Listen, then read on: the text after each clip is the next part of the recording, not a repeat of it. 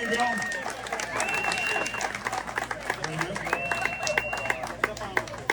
You want me to stand up? I was going to stay in the shade, but... in the shade, Ron. Well, first of all, thank you, Bill. Thank all of you. The last time I was on the same stage, or the first time I was on the same stage with Tommy Thompson, was on tax day in 2010. And this one, Tommy was making a big decision whether he was going to run for the U.S. Senate. And so we literally had 8,000 to 10,000 people all shouting, "Run, Tommy, run, run, Tommy," including my wife, by the way. And of course, Tommy gave a barn burner of a speech like he just did right now. So he's a hard act to follow. But God bless Tommy Thompson for all the things he's done for Wisconsin and for America. Thank you, Tommy. You know, just walking up the driveway, I've had to answer a number of questions that, you know, quite honestly, I shouldn't have to answer, because I'm responding to lies. Lies from Democrat ads, lies from the mainstream media.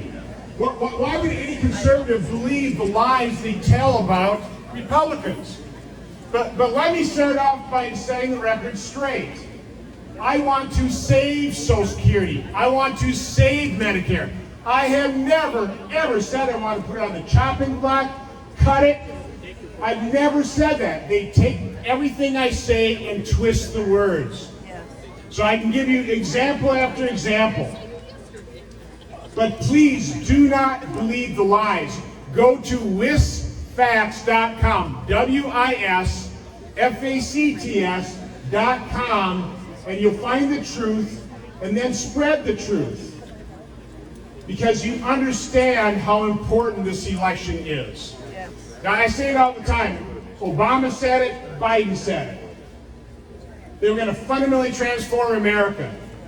And now we see what that looks like. Open borders, a flood of illegal immigrants, deadly drugs poisoning our cities, killing our youth, 40-year high inflation, record gasoline prices, rising crime, the indoctrination of our children with some of the worst possible crap in our public school system. It's America in the year 2022. We don't have enough baby formula to feed our infants. Fundamental transformation of this country means fundamentally destroying it. And that's why you're all here. That's why we have to win in November. Yes. Yes.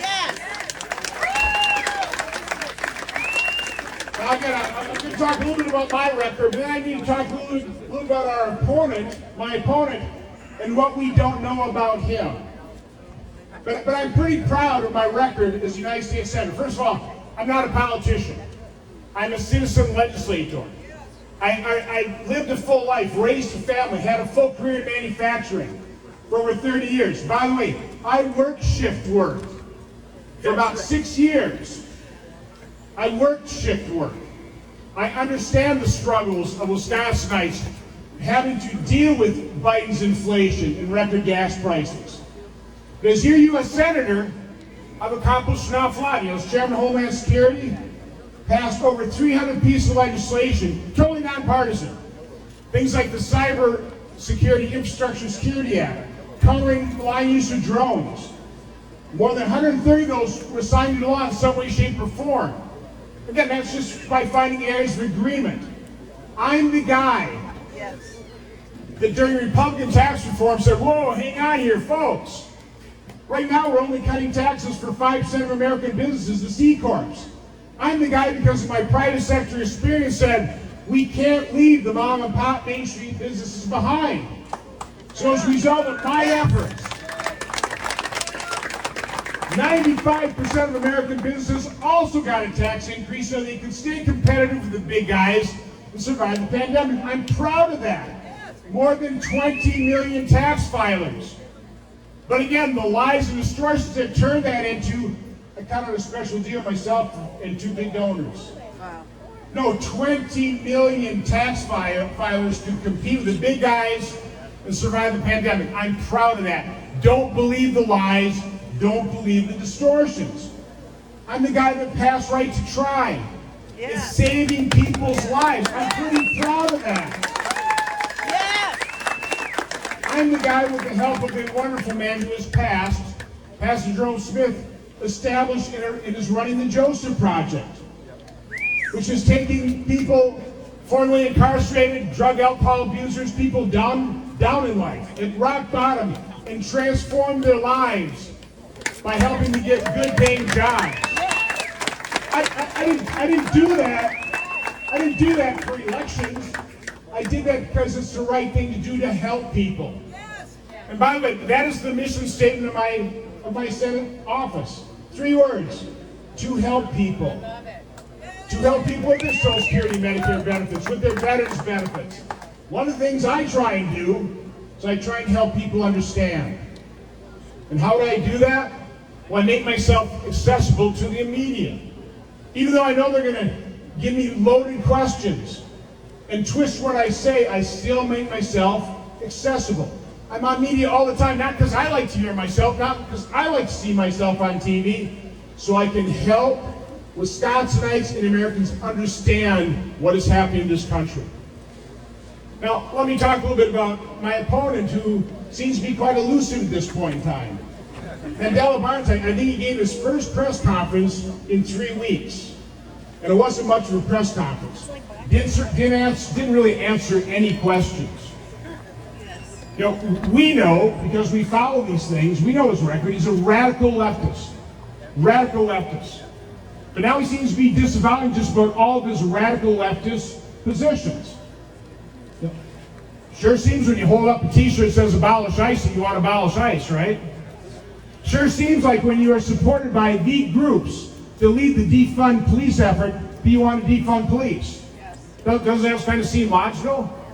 But it seems like he's trying to back away from that. He's hiding.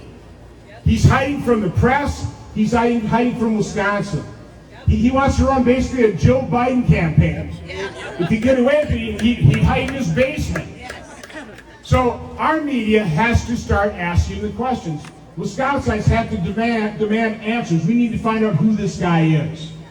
Now, obviously, now I found out he's my opponent. By the way, quick aside, wasn't it kind of odd the way all the other Democratic primary challengers just stepped aside? Yeah. Including one young man spent $12 million. They just stepped aside. What's going on there? Daddy's money. I'll tell you what, the Democrat elite does not have much faith in the voters of Wisconsin, your Democrat voters, right?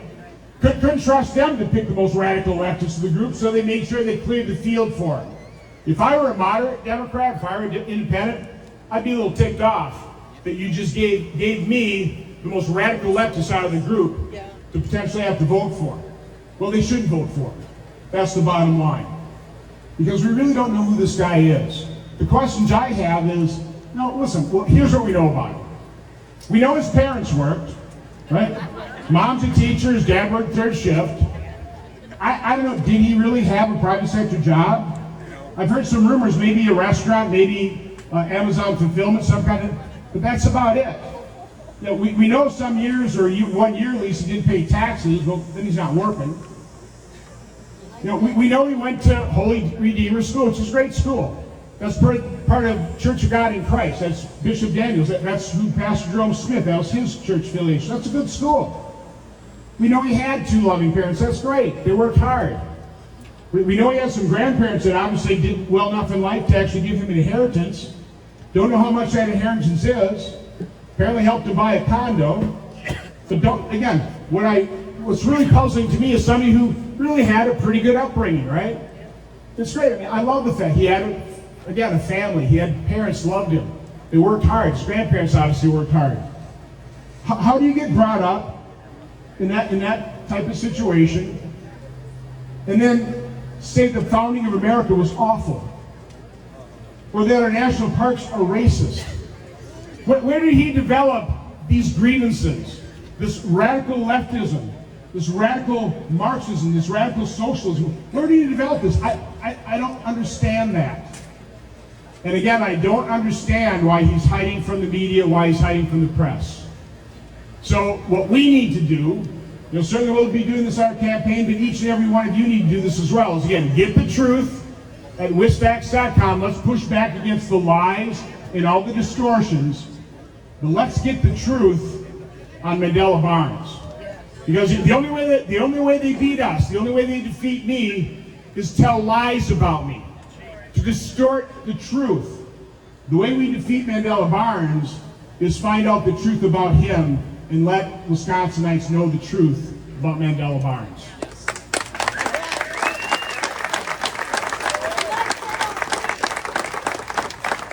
You understand how important this election is.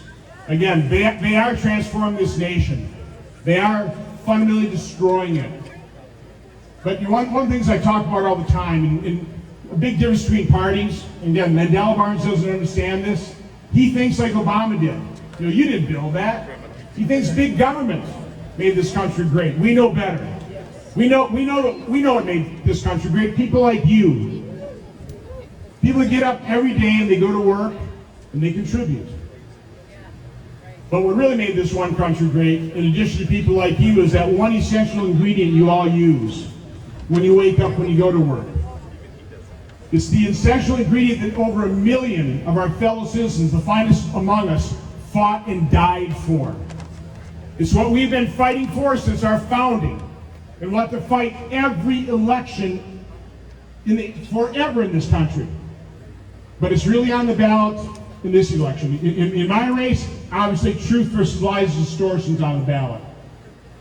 But what's really on the ballot is that one essential ingredient that you use to dream and aspire and build and create this marvel we call America. It's called freedom.